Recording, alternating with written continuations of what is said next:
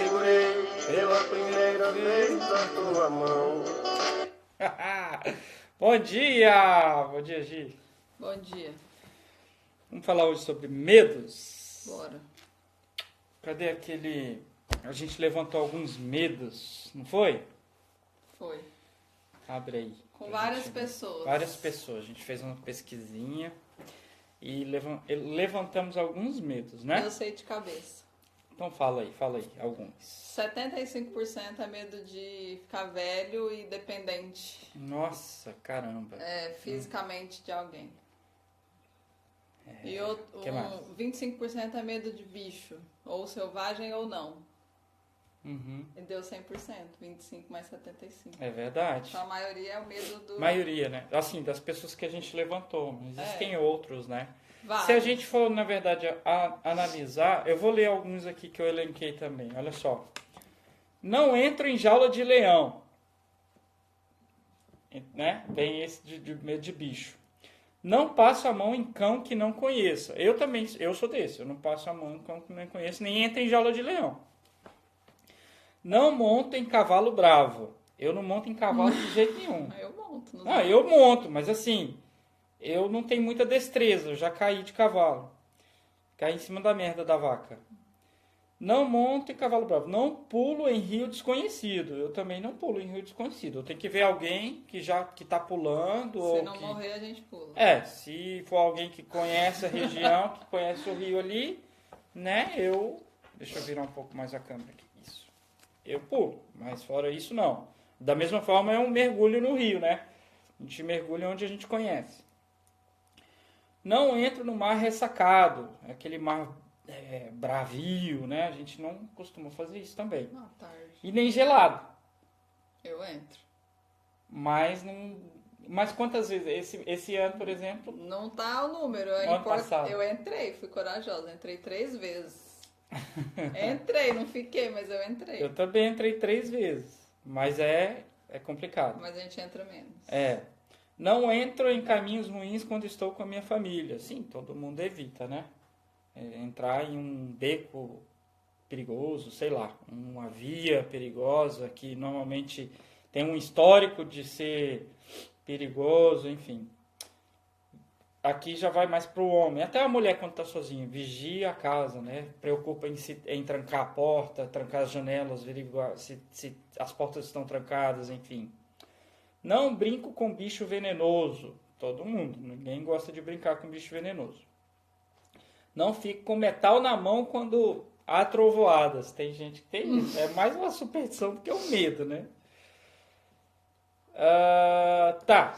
Aí a gente para e pensa. Enfim, se a gente começar a elencar os medos que a gente tem na vida, além desses que a gente já citou, e esses aqui que eu citei, vai aparecer uma lista gigantesca. Gigantesca, realmente. Acho que até vale a pena, sinceramente, vale a pena pegar uma lista e começar a pensar sobre a sua vida, os medos que possam existir diante de você. Eu estou falando em relação à sua vida, não no seu próximo ou no seu filho. Mas você, analisa a sua vida, pega um papel e vai escrevendo, medo disso, medo daquilo, medo daquilo, medo daquilo. Todos os medos. Se você for, como a gente fala vulgarmente, escarafunchar a sua vida, você vai encontrar vários medos. Tá? Não é simplesmente de ser dependente de alguém quando eu ficar mais velho ou me adoecer. Eu tenho medo disso, de ser dependente de alguém. Existe mais, não é só isso. Vale a pena elencar, porque lá na frente a gente vai falar a respeito disso. Mas tá, eu vi um trecho de um cara escrevendo que o pai dele dizia assim: fuja de tudo que tiver aparência de mal. Até a própria palavra diz isso, né? Pra gente fugir da aparência do mal. Mas se não der mais, coma a onça, engula a cobra, devore o bicho, pois será a sua única alternativa. Veja bem, ele falou sobre única alternativa. A gente vai entrar nesse detalhe daqui a pouco. Ele prosseguia: nunca vire as costas. A virada de jogo virá no enfrentamento. Tá? Bom, aqui a gente fala, tá relatando algumas situações em relação a medo. Vamos voltar, já falando dessa questão de medo, em relação à palavra, tá? Sim, eu sempre cito a palavra nas minhas lives.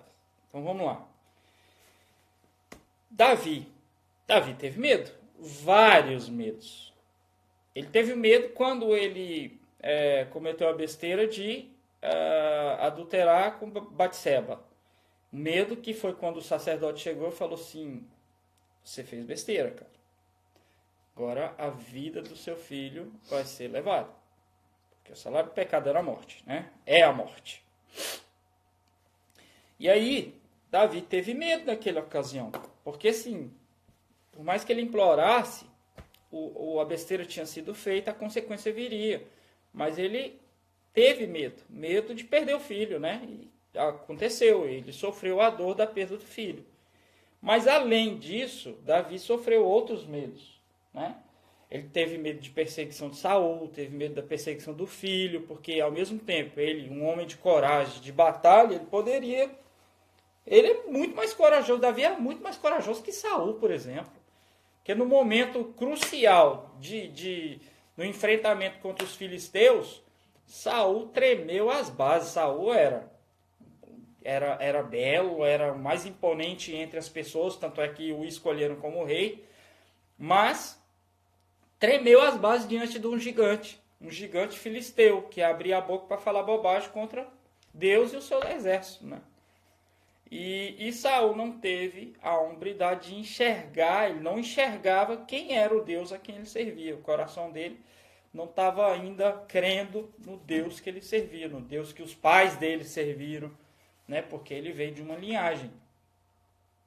Mas Davi não, ele tinha isso no coração dele. Então era um homem que enfrentava, né? Quando jovem, antes mesmo de batalha, enfrentou leão, enfrentou urso, a gente vê pela palavra, que ele fazia isso para cuidar das suas ovelhas. Mais adiante, aliás, antes disso, a gente teve também o pai da fé, Abraão. Abraão teve medos.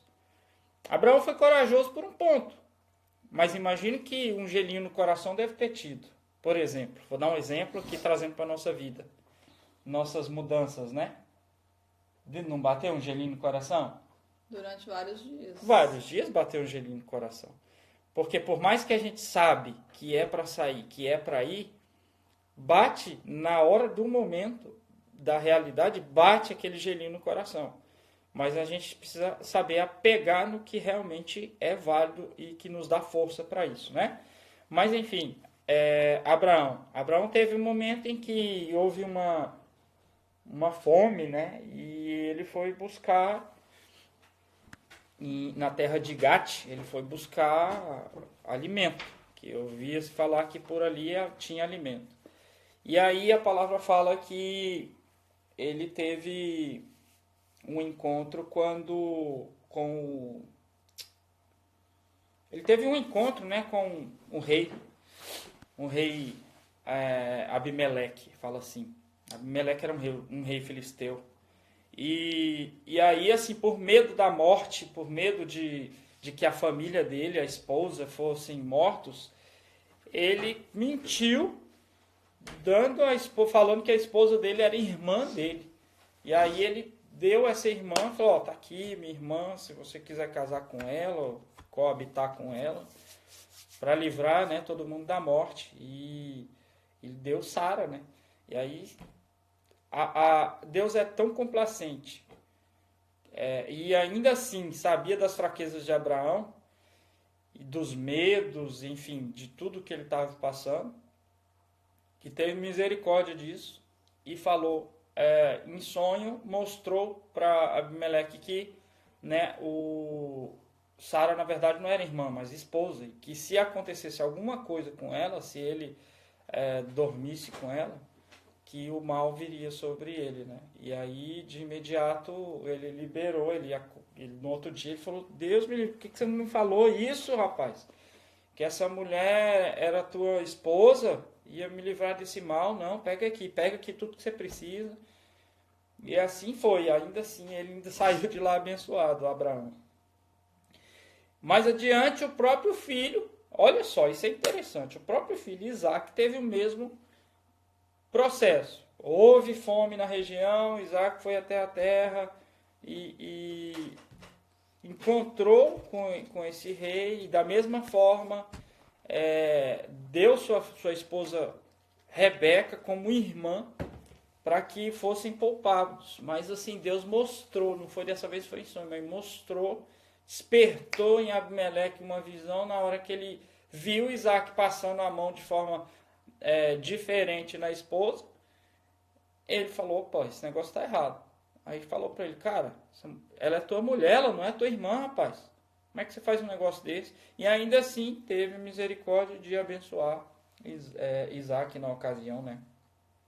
Mas veja bem, Isaac acabou sendo acometido pelo mesmo medo do pai. Acabou que ele herdou aquele medo do pai. Olha só que coisa cabulosa. Por mais que assim, a gente herda sabedoria, a gente também pode herdar medo do nosso pai. Se a gente, por exemplo, cresce mostrando medos para os nossos filhos, ou, por exemplo, eu cresci num meio em que minha mãe era muito medrosa, ou meu pai era muito medroso, isso acaba que a gente aprende a ter isso. Essa carga de medo, ela vem conosco, né, gente? É muito comum, por exemplo, mas eu conheço pais ou homens que têm muito medo de barata, por exemplo. Mas é muito comum a mãe ter medo de barata, as mulheres normalmente têm medo de insetos, e transmitir isso para as crianças. Por exemplo, lá em casa eu não sou assim. Na minha casa eu não tenho medo de barata, de bicho assim. Mas quando as crianças eram pequenas, teve um momento que a minha sogra viveu na minha casa. Minha sogra, assim, na ocasião, ela era muito escandalosa com bicho. E acabou que meus meninos pegaram um pouco disso, sabe? A gente tem conversado e ensinado diferente. Mas pega, os medos a gente herda, sabe? Infelizmente, a gente herda coisa boa, mas também herda coisa ruim. Mas a gente tem que ir com a vida e aprendendo e exercendo a vencer. Nós vamos falar mais disso mais adiante. E assim, essa situação de Isaac aqui me chamou muita atenção justamente por isso, porque ele acabou herdando um medo que o pai dele tinha. Por mais que existia toda a promessa do Senhor acerca da vida de Abraão, acerca da vida de Isaac, herdou-se esse medo. Eles herdaram esse medo. Então, a coisa veio trazendo uma consequência muito grande. Eu fiz um apanhado aí, eu gosto muito de citar algumas situações acerca da vida real, a vida secular, vamos chamar de vida secular, que é o que a gente vive no dia a dia, né? E trazer para essas realidades que a gente vivencia. Por exemplo, o medo, ele está localizado no cérebro límbico. O que é o cérebro límbico? É uma região do cérebro responsável, isso nos mamíferos, responsável pelas emoções e comportamentos sociais. Esse é o cérebro límbico. Tem uma estudiosa aí que ela se especializou em habilidades socioemocionais, tá? E ela diz que o cérebro límbico, ele sempre leva o ser humano a dois caminhos: amor e medo. Então veja bem que são dois caminhos. Segundo os estudos que ela trouxe, são dois caminhos: amor e medo. Isso é uma estudiosa, a gente não está falando aqui de cristão, religioso, seja o que você interpretar a respeito disso. Falando de uma pessoa estudiosa da mente. Tá? Antropólogos, vamos dizer assim, que são pessoas que estudam seres humanos. O medo, por si só, ele traz, carregado com ele, estresse, ansiedade, sensações de luta ou fuga, e além de outras situações. Tá? Então, o medo, ele carrega esse tipo de coisa conosco. Outra coisa, o medo ele pode ser racional ou irracional. O medo racional é aquele pautado em algo possível. Por exemplo, se eu tenho medo de pôr a mão, fazer um carinho num leão, ou fazer leão é uma coisa mais irreal, mais assim, mais difícil de acontecer. Não é irreal, mas difícil de acontecer. Mas vamos falar em cachorro. Eu tenho medo de fazer carinho em cachorro. Por quê? Porque o cachorro pode morder. Eu tenho uma prima, por exemplo, que quando era criança, meu Deus do céu, era um sacrifício andar com essa menina na rua, porque assim, no Brasil, em Goiânia pelo menos, tem muito cachorro na rua, né? A gente vê muito cachorro na rua. E ela via de longe um cachorro, essa menina queria morrer, mas não queria passar pelo cachorro. E engraçado que hoje eles criam muitos cachorros assim e é muito tranquilo para ela, mas foi um medo que ela venceu. Mas isso é um tipo de medo racional. Os medos irracionais são aqueles medos que não têm sentido, tá? Não tem sentido mesmo. Por exemplo, eu tenho medo de morrer. Eu tenho medo de não passar numa prova. Eu tenho medo de... Esses são medos que começam a trazer situações na nossa mente que a gente vai trazer aqui mais um ponto forte que já cabe a biologia explicar. Tem alguns psicólogos e médicos e também psiquiatras, biólogos que dizem que o medo ele é biológico. Tá? Ele ativa áreas do cérebro como bulbo, tálamo, massa cinzenta do córtex, entre outras. Uma vez estimulados essas áreas, né, ele libera hormônios como adrenalina, e a gente já sabe que a adrenalina dispara o coração, né, acelera mais o coração, a respiração, a gente fica ofegante, e isso traz várias sensações ruins. Além de liberar também um hormônio chamado cortisol, já falei sobre o cortisol aqui um tempo atrás. Ele provoca o famoso deu branco, quando você vai fazer uma prova ou está estudando, cortisol dá branco. E já teve isso? Direto. Às vezes a gente vai falar de alguma coisa e dá branco. Estuda, prepara, deu um branco. Ou aquela paralisação também. Eu estou diante de, eu tenho uma palestra para fazer, ou tenho um treinamento para ministrar. E aí, assim, eu conheço demais, vivi minha vida inteira esse assunto, quero falar sobre aquilo, beleza, consegui a chance de falar, aí de repente eu subo lá no palco, estou na expectativa ali de me chamarem para falar, e quando eu olho para a plateia, aquele tanto de gente ali, cara, você vê tanta cabeça ali, e, meu Deus, olha aqui. E aí a gente começa a pensar a respeito da aprovação, aí vem a aprovação social, porque todo mundo quer uma aprovação social, né? Quem não tem medo não fala tranquilo. Você olha aquilo e você fica preocupado com a aprovação social, e com medo de errar e alguém te criticar, enfim, várias coisas que geram esse medo e isso te causa uma paralisação, pode causar uma paralisação. Vem o branco, de você querer falar algo que você está acostumado, sabe, tem conhecimento, tem certeza, já vive aquilo, e aí você dá um branco, não sabe por onde começar e paralisa tudo e começa a olhar. E já vi casos e casos de testemunhos de pessoas que aconteceu isso, já aconteceu isso comigo até. E o primeiro passo, quando você tenta destravar, é o gaguejar. E começa a tremer, vai pegar o microfone. E isso é a coisa mais normal que acontece, né? E enfim, isso é causado pela liberação do hormônio cortisol. O hormônio cortisol provoca isso. E também os psicólogos, né, psiquiatras, psicanalistas e mais não sei queístas, têm as suas formas de resolver que eles ponderaram, que eles citaram, tá? Uma delas é a causa. Já falamos muito sobre isso, né? Um problema, ele tem causa e tem um efeito. Beleza? Ok. Muitas vezes a gente está acostumado a combater o quê, Gi? O efeito. O efeito. O que é o efeito? Estou gripado, vou combater a coriza, vou combater a dor de cabeça, vou combater a coceira na garganta, menos a causa da gripe, mas eu vou combater os efeitos. Então, da mesma forma, é o medo.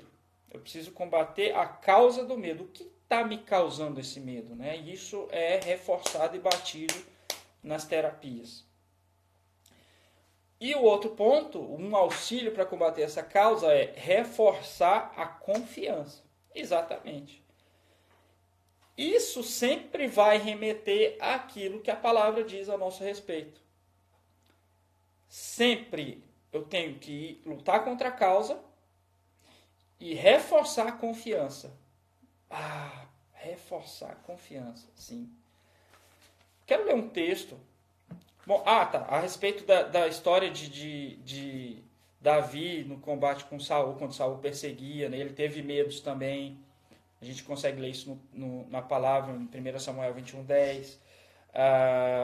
A respeito de Abraão, Isaac, está lá em Gênesis 26:1. Vamos falar de um cara que mudou a história? Jesus. Será que Jesus teve medo? Antes de Jesus, vamos voltar também à palavra e lembrar lá do povo, quando saiu do Egito. Aquela festa, aquela alegria, fomos libertos, aleluia. O Senhor mostrando ali para aquele povo o amor que ele tem por eles, né?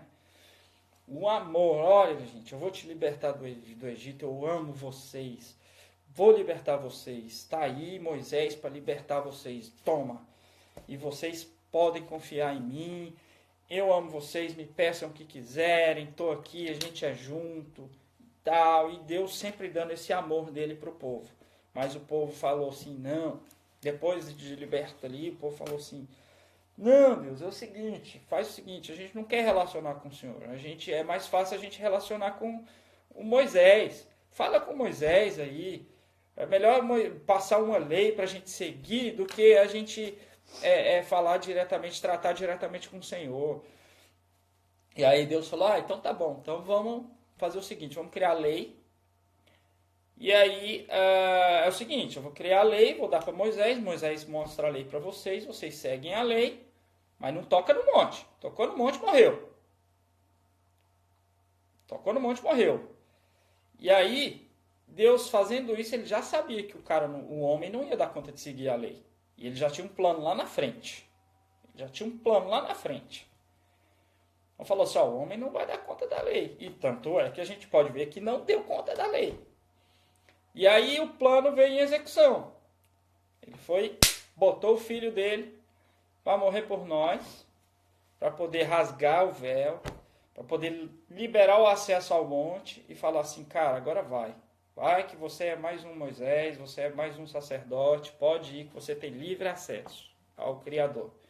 Lá você pode clamar, você pode adorar, você pode louvar, você pode pedir, você pode profetizar, o livre acesso é seu. Sem medo de viver. Muito bom esse livro mesmo. Obrigado aí pela dica, meu querido irmão, pastor Luciano. Aliás, tenho acompanhado suas lives, cara, seus vídeos e continua, bicho, é muito bom isso aí que você está fazendo. Bom, e aí, esse lance do medo, a gente vai olhar para a vida de um cara agora, que foi justamente a essência de tudo que nós vivemos hoje, né? Que é Jesus. Eu quero ler um texto e eu vou fazer uma pergunta antes de ler o texto. Jesus teve medo? O que você acha, Gi? Jesus teve medo? Não sei. Não sabe?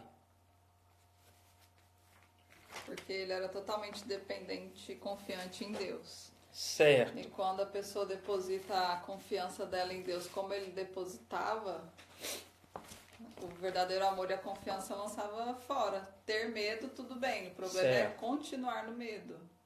Ter medo é natural, é humano. A gente tem medo porque o nosso cérebro ele é natural. Ele manda muitas informações sobre o perigo para que a gente não gaste aquela energia. Ele é preguiçoso. Certo. Mas como Jesus foi homem aqui na Terra, né? Provavelmente ele teve medo. Boa. Porque ele era um Boa homem colocação. natural. Vamos ler aqui. Lucas capítulo 22, verso 41. Ele, por sua vez, se afastou cerca de 1 tiro de pedra. Eu gosto de pensar nessas medidas fantasiando mesmo. Tipo, um tiro de pedra. O cara pega uma pedra e lança, o máximo que conseguir. Um tiro de pedra. Foi mais ou menos a distância que ele se distanciou, né? Mas enfim, vamos lá. Ele, por sua vez, se afastou cerca de um tiro de pedra e de joelhos orava, dizendo: Pai, se queres, passa de mim esse cálice. Vamos parar por aqui. Por que ele estava pedindo para tirar dele esse cálice? Por que será? O que passava no coração de Jesus ali naquele momento? Era o Jesus Deus ou era o Jesus homem? Vamos continuar. Contudo, não se faça a minha vontade, e sim a tua. Então lhe apareceu um anjo do céu que o confortava, e estando em agonia, orava mais intensamente. E aconteceu que o seu suor se tornou como gotas de sangue caindo sobre a terra. Caramba! Sabe o que aconteceu aqui? Jesus entendia da divindade dele. A qualquer momento ele podia parar tudo ali e resolver o problema da forma como Deus. Assim. Mas ele veio como uma missão, como homem na terra. Ele veio provar que como homem ele poderia tomar uma certa atitude. Então ele teve que experimentar de tudo que a gente experimenta. Exatamente. Então ele viveu sim como um homem. E aqui está a prova real. Que ele teve medo e esse medo era humano. Porque Deus não tem medo. Mas ele teve um medo como homem. E nesse momento, foi um momento decisório. Um momento em que ele falou assim, se quiseres, olha só, se queres, passa de mim esse cálice. Contudo, não se faça a minha vontade, sim a tua. Porque era a hora que ele tomou a decisão. Falou, não, peraí. A decisão de Deus é que eu morra para que o povo seja liberto. Então vamos embora. E aí o anjo, a palavra fala que o anjo o confortou, né? Veio um anjo e o confortou. Sabe? Falando assim, vai dar certo. Tamo junto. Sabe? Tamo aqui. É como, por exemplo, eu tenho aqui a minha esposa do meu lado, tá do meu lado direito. Não é à toa. Né? E a gente é assim um para o outro. É um dando força para o outro. A hora que o momento que um tá fraco, o outro tá forte. E é sempre assim, a gente um dando força para o outro. E isso aqui que Jesus viveu foi exatamente dessa forma. E olha só, a agonia dele era tremenda, que ele suou gotas de sangue. A intensidade do medo, da aflição que estava passando por ele como homem, né?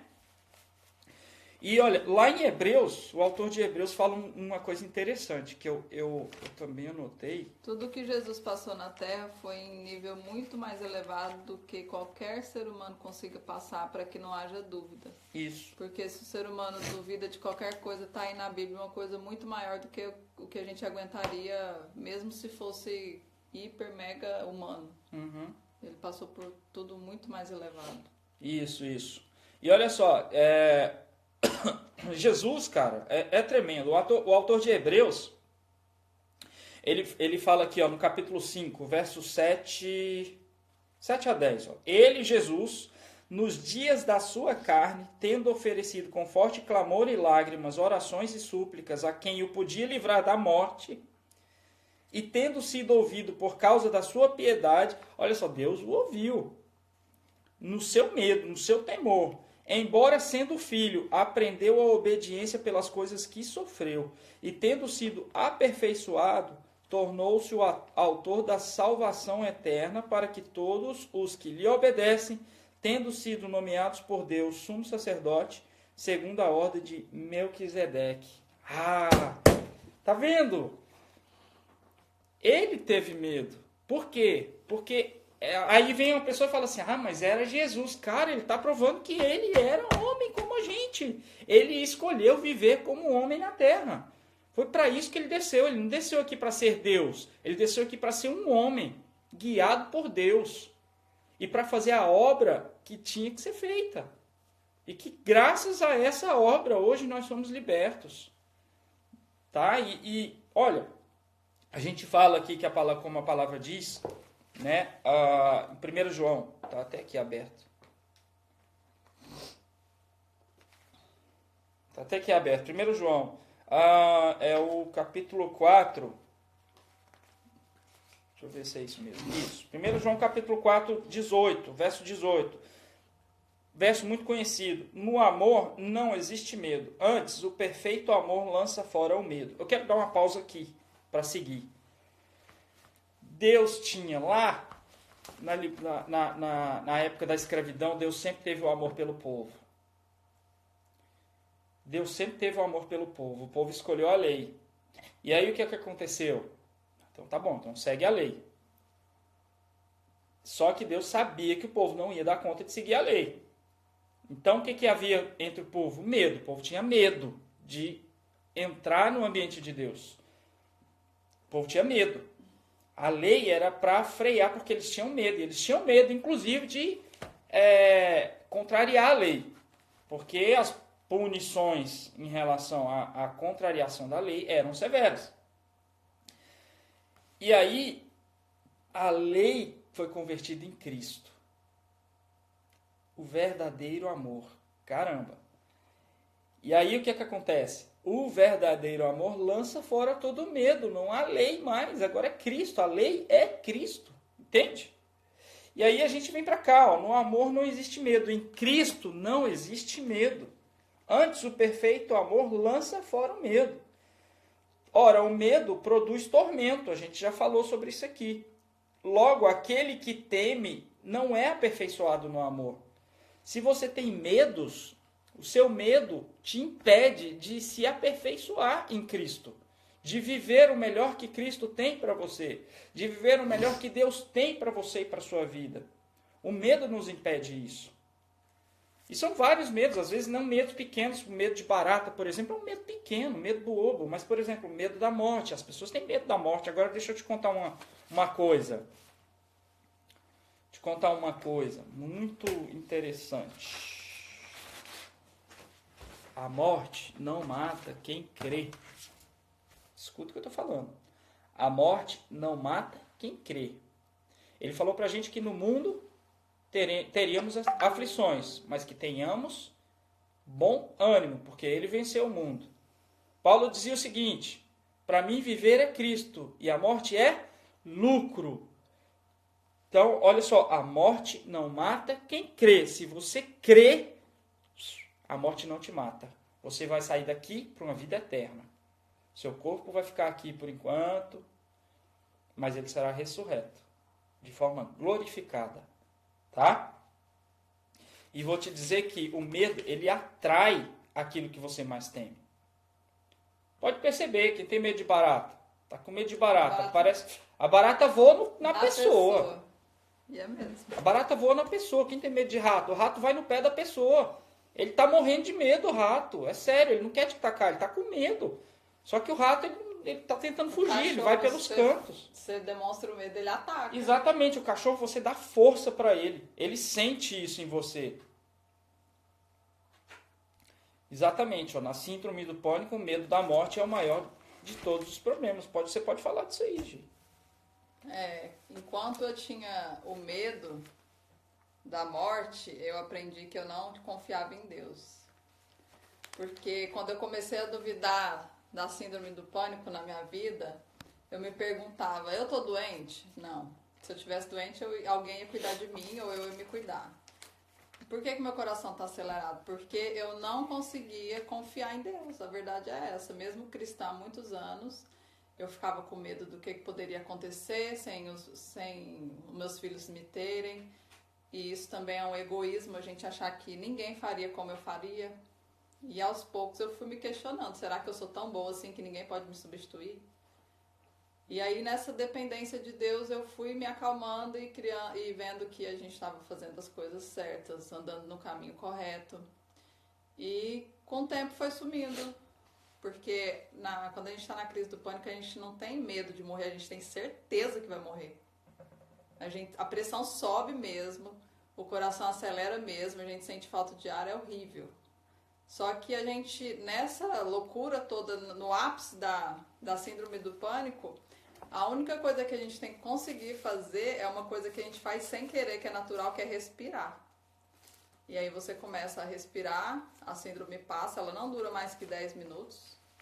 E quando você começa a ter, se apegar a esses fatos que são verdade, que ela não vai te matar, que o pânico ele vai passar, e aí a gente tem que tratar as causas. O que é que me deixa nervosa, ansiosa? Qual que é a preocupação? A preocupação que quando a Mel for para a faculdade, ela vai mudar de país. Isso ainda vai ser daqui 5 anos. E até lá é um caminho longo. Quando as crianças forem casar, vão ser bons maridos, boas esposas. Tá tão longe e a gente tem que viver o quê? O hoje, almoçar com eles hoje, dar amor para eles hoje, conversar com eles hoje. Para que o amanhã seja bom. Mas quando eu comecei a me preocupar com o hoje, acabou. Verdade. A dependência total de Deus em todos os sentidos. Verdade. Olha, Romanos, capítulo 10, verso 4 diz: porque o fim da lei é Cristo, para a justiça de todo aquele que crê. Todo aquele que crê. É para todos? Não, é para aquele que crê. Então, esse é o que a gente precisa pegar. Esse é o cerne de tudo que a gente precisa pegar, porque o fim da lei é Cristo, tá? Para a justiça de todo aquele que crê. A justiça não é para quem não crê, é para quem crê. Se você crê, cara, você está debaixo da justiça de Deus. Você é justiça de Deus, como Romanos diz, tá? E aqui o que a gente está falando acerca do medo. Romanos 10:10 diz o seguinte também, ó, que é a nossa luta diária. Porque com o coração se crê para a justiça e com a boca se confessa a respeito da salvação. Então eu preciso convencer primeiro das duas coisas. Eu preciso primeiro convencer o meu coração. Meu coração precisa crer. Falar é fácil, mas o meu coração está crendo. Quando o meu coração crê, eu vivo aquilo. Quando eu creio que eu amo a minha esposa, eu de fato a amo na prática. E eu declaro. Entende? Então eu declaro. A gente tem que declarar aquilo que o nosso coração está cheio. O próprio Senhor Jesus nos disse, né? Que a nossa boca fala o que o coração está cheio. Então eu preciso crer aqui dentro para poder falar a verdade que está aqui dentro. Entende? Não é só falar na boca. Mas tá aqui. Eu tenho que convencer o meu coração daquilo. É como a cura. Eu vou ficar clamando para o Senhor curar? Por quê? Ele já fez isso há mais de 2000 anos. Está escrito ali. Há 2000 anos atrás está escrito. A palavra diz. Isaías falou que ele levou. Está no passado. Vamos ler o texto interpretando o português. Ele levou sobre si as nossas enfermidades. E sobre as suas pisaduras fomos sarados. Está no passado. Fomos. Não é vamos ser, é fomos. Nós somos curados. Ele nos deu a cura. Está aí. Agora, cabe ao quê? Eu convencer o meu coração e declarar com a minha boca. Isso é a palavra. Eu tenho que convencer o meu coração de que eu sou justiça de Deus. De que Ele levou os meus pecados. Eu não sou mais um pecador, porque eu não pratico o pecado. O pecado na minha vida, se eu praticar, é um acidente, eu devo me arrepender e bola para frente. Agora, praticante de pecado eu não sou mais. Pecador pratica pecado. Pescador pratica a pesca. Então a gente precisa ir para o português e ir para aquilo que a palavra nos diz acerca do que nós somos. Tá? Então, quando a gente crê que somos justiça de Deus, cremos no nosso coração, convenci o meu coração que eu sou isso, eu declaro. Da mesma forma é o medo, o verdadeiro medo. Verdadeiro amor lança fora todo medo. Então eu creio que eu tenho verdadeiro amor, eu creio em Cristo. Cristo está aqui. Cristo substituiu tudo. Cristo substituiu tudo, está aqui agora. Está aqui, Ele vive em você, Ele vive em mim, pronto. Eu preciso lançar fora todo o medo. E usando a técnica dos psicólogos, que nada mais é do que uma base bíblica, a gente precisa enfrentar os nossos medos, sim. Não é fugir simplesmente ou desistir. Eu tenho que enfrentá-los com sabedoria, mas enfrentá-los. Enfrentá-los. Quem tem medo de morrer, por exemplo, tem que se cuidar, tem que ter atividade física, tem que comer bem. Claro. Se morrer, vai morrer. Agora, Paulo sempre dizia o seguinte: para mim, viver é Cristo e morrer é lucro. Morrer é o fim de Nós tudo temos mesmo. que ter a certeza de que o seguinte: o fim é melhor que o começo. O nosso fim, se for a morte, na verdade é a vida eterna. Nosso fim é colação de grau, cara. Morrer é colação de grau. Morrer a gente vai para um nível lá para cima. Morrer a gente vai estar com Cristo, vai ser maravilhoso, é muito melhor do que o que a gente está vivendo aqui. Aliás, o que a gente vive hoje é artificial, porque o real é lá no céu. Tudo que o homem cria é artificial. O que Deus cria é real. O que Deus criou é real. E a nossa criação como imagem e semelhança do Deus Altíssimo, quando a gente bate a mente, inspira, faz o nosso boot cerebral diariamente, olhando para Gênesis 1:26, dizendo, eu sou imagem e semelhança do Criador. Muda toda a história, cara. Quando alguém olhar para você e falar assim, não, você não vai conseguir, você é um derrotado, você é um burro, você é isso, você é aquilo. Cara, sabe o que esse cara está fazendo? Está falando que Deus é um derrotado, que Deus é um burro, que Deus é isso, que Deus é aquilo. Por quê? Porque você é imagem e semelhança do Criador. Se você é imagem e semelhança do Criador, esse cara está falando uma bobagem, cometendo uma atrocidade, uma blasfêmia. Você sabe o que você é. Você é imagem e semelhança do Criador. Essa é a sua verdadeira identidade. A gente precisa sempre fazer nosso boot cerebral de manhã cedo. Acorda de manhã. Primeira coisa que vai fazer, olha, de preferência no espelho para você olhar no seu olho. Você abre a sua boca, porque com a boca se confessa e o coração crê. Olha e fala, Gênesis 1:26, eu sou a imagem e semelhança do Criador. Yes! Sabe, dá um sorriso. Esse é o seu boot cerebral. Você vai despertar seu cérebro todo dia com isso. Sua vida vai ser outra, porque você vai todo dia declarar a sua identidade, meu querido. Não tem medo que vai te vencer. Você vai vencer o medo. Você vai vencer o medo. Enfrente o medo da forma correta, com a armadura certa, com a arma correta, que é a palavra. Que é a palavra. Tá? Tamo junto. Todo dia a gente tem nosso exercício de boot cerebral, né, tia? A gente faz, não faz? Nem que seja forçado, ó, tem que forçar funciona. Mesmo. De manhã, normalmente de manhã a gente acorda assim, ó. Não, ó. Faz como o pai da Gia ensinou meu sogro. Faz o exercício de sorrir, tá? Sorrir, força mesmo o sorriso. Mas, ó, mentaliza, visualiza e declara e sorri. Imagem e semelhança do Criador. Deus me colocou na terra para governar sobre tudo. Não é para ser rabo, é para ser cabeça. Vamos para cima, não é isso aí, Gi? É. Vamos para cima. Beijo, amo vocês. Tamo junto. Pastor Luciano, nós vamos fazer nossa live junto, cara.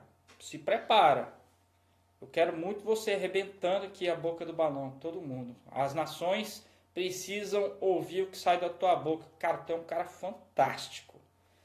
E seguinte, direct, se quiser o WhatsApp, tamo aí, tamo junto, fogo na terra, beijo, Vamos fazer um print. amo vocês, quer fazer um print? Vamos fazer um print, aí nós vamos postar no Instagram e vocês comentam lá se foi legal e qual era o maior medo da sua vida, porque a gente crê que hoje você já foi rompido. Qual Exatamente. era? Era. Vai ficar registrado que a gente matou esse medo juntos. Isso. Só mais um detalhe. A gente não tem que ter medo do amanhã. O amanhã não existe ainda. É verdade. Tá? Hoje, enfrenta o hoje. Hoje é o que você tem que enfrentar. Amanhã deixa para amanhã. Hoje é o que você tem que enfrentar. Tamo junto. Print. Eita, tem que pegar com as duas mãos. Peraí.